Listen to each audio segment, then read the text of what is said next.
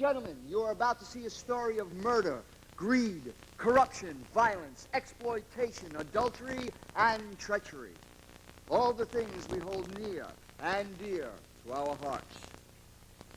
Thank you. Cheers. Oh. Oh no. Oh no. That's the first cheers fail I've had. How will I ever recover? Hi. I don't have anything in this actually, so that was a great segue. I have just realized I had never said where I got this is not the cup, that's juice. The cup. I was dehydrated, and at intermission, we realized there's a person selling drinks. And so the people I went with, we were all like, okay, bet, let's hydrate. And then I realized they were selling wine in these koozies. And when in Rome, you get white wine in a sexy lady cup. Before you start to think that this is me recreating that one video a few months ago where I was like, oh, by the way, I'm in New York now and living a completely different life. And you're thinking maybe I did that with Chicago. Newsflash, I'm still in the big NYC, the Big Apple, the big. Why am I throwing things? Today is just violent. That is not the case. I will say, I have found myself in a habit of coming on here saying, I got a new idea of what to do on my YouTube, and then I start working on it, and then I get burnt out, and then I just end up doing one of these videos. So what if I just stick to chatting with you about something that is on my nagaroon, specifically something in relation to performing arts, because that's what I like, especially theater, but in literature in some way, I don't know, because people have also been really enjoying me ranting about the randomest literary endeavors that I am falling into. As you may have read here, Keep Calm and Love Chicago. I'm not talking about the city, I'm talking about the show, baby. That's right, this is a playbill for the Chicago that is on Broadway right now at the Ambassador Theater. I am basically embracing my past parts of me that I really enjoyed. And one of those big things that I really enjoyed about myself that I lost in the panorama is my impulsivity. Does it sometimes get me in trouble? Maybe, but most of the time I'm having a real heckin' fun time. Just making fun decisions on a whim, not really giving an F about like anxiety, and just being like, okay, let's just go and do this thing, gosh dang it. And so when offered to go see Chicago that morning, I was like, I'm gonna go, obviously. Hey. I went to go see Chicago, and I had some very mixed thoughts about this production. I gotta say, I'm probably going to be going off the beaten trail here from what most people might be discussing, but I want you to know beforehand that what I'm saying, I'm not like saying this in a way to diss the production, because I really freaking enjoyed my time and really enjoyed this show. What I want to talk about though is a feeling that this show gave me I have not experienced in a while, and maybe that's because I haven't seen very many revivals. This is a lie.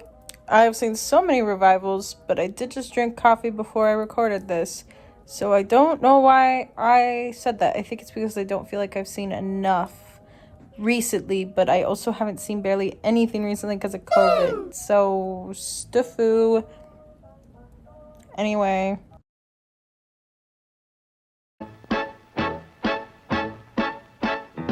Chicago was originally based on the 1924 trials of accused murderers Bella Annan and Belva Gardner, I believe is how you say their names, and was written about in the Chicago Tribune by Maury Dallas Watkins, who then turned it into a play in 1926.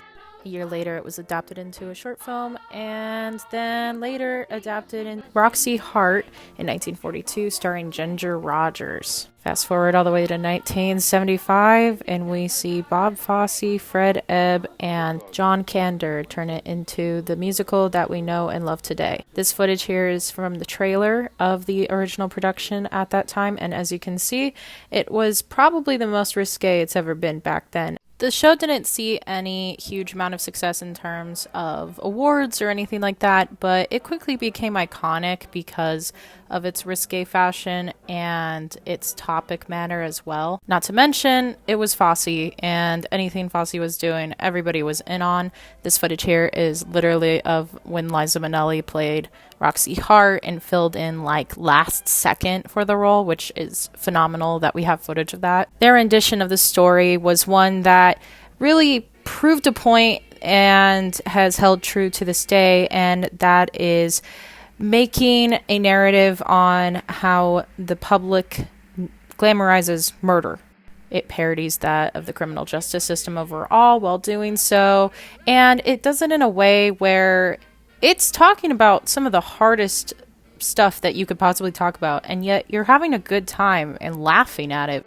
It takes one of the hardest topics at the time to cover in mainstream media and make it something digestible. It's truthful, and the truth can hurt, but when you use comedy, hey. Fast forward to 1996, and we're ready to bring Chicago as a revival back to Broadway at the Ambassador Theater, and it's been running ever since. Here's the footage from when it originally opened, and here's some footage of what it looks like today. And looking at the two, you might be like, oh, hold up, these look the exact same. And you'd be right. They really have not changed a single thing about it. I mean, every actor's performance is different, but in terms of the production design in any way, shape, or form, it is the literal exact same thing pretty much as what they did in the 90s. If it's not Baroque, don't fix it, I guess. The 90s version cleaned up the 70s version, honestly, and kept that risqueness, kept a lot of the choreography and, of course, the general script, but then they allowed it to, through production design, stay very simplistic, almost cabaret-like, to let the performances shine above the rest. After all, this show is all about the choreography and all about the performances. The laid-backness to it and cabaret-styled pays homage to the 20s, but also kind of is paying homage to the way that 70s theater and 90s theater was at the time as well. This directly contrasts with something like, I don't know, maybe that one movie, Chicago, that like won all those Academy Awards or something. I don't know. That movie does an incredible job with the story as well, but feels almost like a completely different project than the musical Chicago in terms of style, since it is so almost barren in the stage production versus the glitz and glamour and also grittiness of the movie. But the movie it's a movie. You can't exactly get away with a bunch of people just singing and dancing in a black space for a few hours. You're gonna have to embed it in hyperrealism in some way. So I think they're both really cool renditions, and no matter if I'm partial to one or another, I think that it's the smartest way to tackle both mediums. Chicago, Chicago, Chicago, Chicago. This show was interesting to me because what I thought it was gonna be technically as a revival, which I'm used to seeing when I go into revivals right now, is some form of embracing a cast and crew that is incredibly diverse and utilizing that to push a story further in some way, shape, or form. This production didn't do as much of that as I thought it was going to, but it did a little bit. With revivals, there's this conversation of if you should revive a piece as a time capsule piece, paying homage to the original production, or should you focus on putting it in a modern lens and updating the piece to be more digestible for modern audiences, since history of musical theater is pretty dang corrupt. I'm usually for the changes, but this production didn't make a whole lot of changes, and I still really enjoyed it, so I think I'm just like morally corrupted right now. But Chicago doesn't really need the updates. It was very progressive for its time, and its subject matter is incredibly important today. For example, I'm going to at all of you that constantly digest murder content. Like, we still have such a problem with glamorizing murder. Oh my freaking... I was looking for this gal the whole time, and she never showed up. Goodness me, oh my lady. Are you doing okay? Are you in the show anymore? Are you in the show at all? Were you? What? New York. Don't interrupt me. I basically just kind of went through this weird spiral in my brain for like the past few days with the show going, well, I didn't like that they did this, but they did that because they're paying homage. So what's good?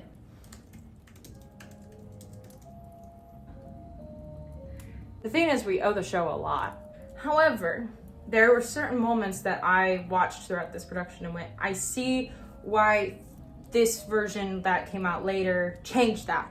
And if anything, it fascinates me knowing that community theater productions across the country now are doing renditions more based on the movie than the original production. And maybe that's due to an intimidation over Fosse's legacy and not being able to replicate it. I don't know.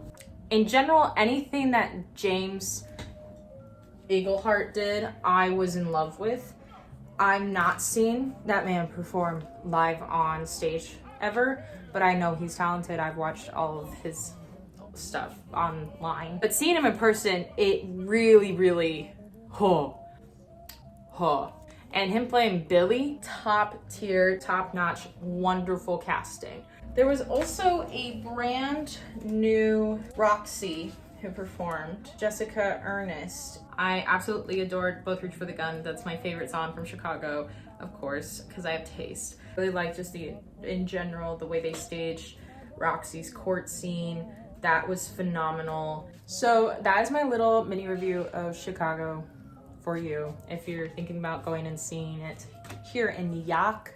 A lot of understudies were in my performance too, so big old props to everybody at that production for just handling that so well and going through that. And let me know your thoughts on Chicago if you've seen it, if you want to see it, your thoughts on the musical in general. I'd love to hear any of that, of course. Poshmark is notifying me. I don't even know what Poshmark is. In general, catching up things though, in case you are interested, I have done so much stuff in the past like 2 weeks specifically that I absolutely would love to share with you now. I think I might stick my more book related things for the most part to TikTok, which you can find here. I have had a good time kind of in sharing my different excursions, getting back into being literate on there. Otherwise, if you want to see more from me, of course, the first step you could take is just to subscribe here. And I think there's like that bell thing if you want to get notifications, because I'm pretty sure I'll get buried in your subscriptions and I don't know when I'll post again. I have all this stuff going on Instagram. I have a new radio show with She Sources alongside Wizard Radio. I will have deets down below of that if you want to go check it out. I'm having a lot of fun doing that. I got my whole mic set up back here. I might just drop a fat mixtape. A SoundCloud drop coming soon, maybe with this beanie, you know it. Oh, there's enough of this self-plug promo BS. That's how I'm doing. How are you doing? Let me know below. I miss y'all. I'm so happy there's a bunch of new people here. I'm very excited to talk all things theater kid with you, because I would love to make a safe space for all of us who are cringe.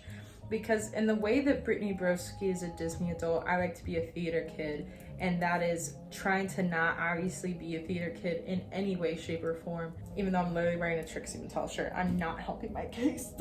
I hope you have a lovely little week, and I will see you at the next one. I do think I have another little Broadway show one coming soon, or two, because I also never talked about Caroline or Change. Okay, bye.